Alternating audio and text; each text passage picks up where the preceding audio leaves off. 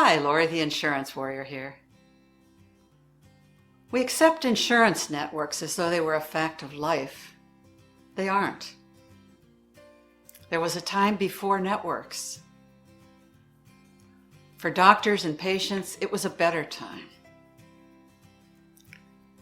In about 1970, tests, treatments, prescription drugs were getting more expensive. Insurers put their heads together and said, we have to get control over these doctors and make them stop ordering all these expensive tests and treatments. They came up with the most diabolical instrument of control imaginable: networks.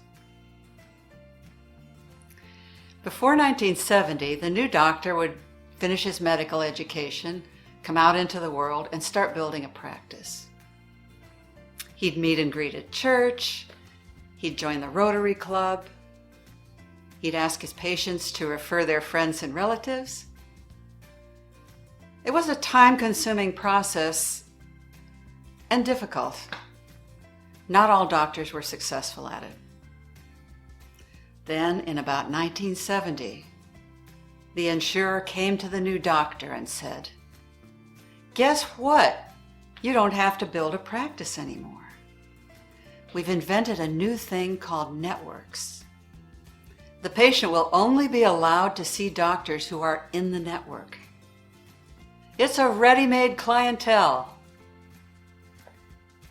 With one stroke of the pen, the insurer gained control over the doctor and his patients. If the insurer didn't like what the doctor did, they would cancel his contract. And if they canceled his contract, the doctor wouldn't have any patients. When people get a denial, the first thing they do is to call the doctor's office. They expect the doctor to appeal it and get it approved. Your doctor, your in-network doctor, is bound by contract to the insurance company. Therefore, he is not ideally positioned to fight the insurance company. The good news is that we patients don't have to submit to insurance company control. All we have to do is prove our case in writing. We just have to prove the following points if we want to get our out-of-network treatment covered. Number 1, the treatment is safe and effective. Number 2, the treatment is not available in the network. Number 3, the in-network doctors are dangerously unqualified and inexperienced. Number 4, our out-of-network expert is eminently qualified. And number 5, the insurer has paid for it many times before. That's precedent. I don't want any insurance company deciding who does my brain surgery.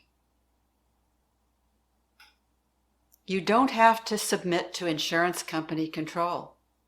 Don't let them get away with it. With a proper written appeal delivered to the top decision makers at your insurance plan, you can go wherever you want for treatment. Thank you for watching and subscribing to my channel. See you next week.